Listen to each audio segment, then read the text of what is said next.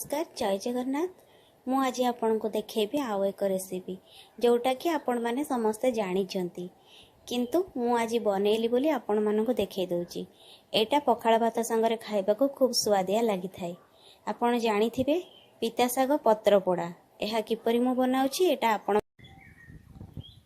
एमते भल भाबरे आमे 2-3 थर करी धोई दबा। तापरे याको धीरे धीरे छाणी नबा। देखंतु कि भली भाबरे मो पिता शाक को भल भाबरे धोई नेइची एवं 2टा कदली पत्र आनीची जहा फल रे कदली पत्र रे रखी मैं याको पोड़ीबा को सुविधा हबो बा पोड़ी पारिबी।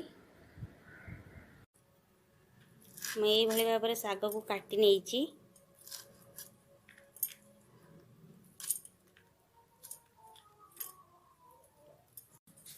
मैं एई भली भाबरे शाक को काटी नेइची।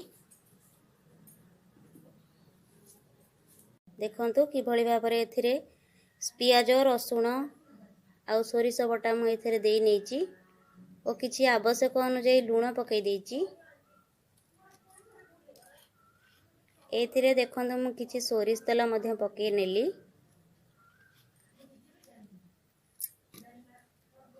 ताको देखंतु कि भली भाबरे मु भांगी नउची।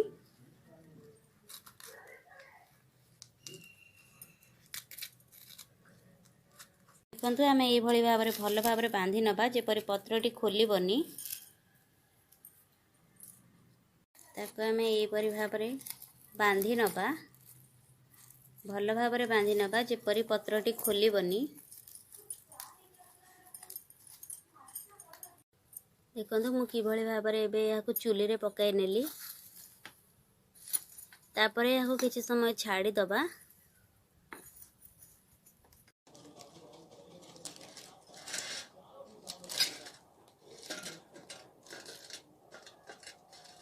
आमे एबे याको धीरे धीरे काढी नबा। देखंतु कि भली भाबरे सिझी जाईची।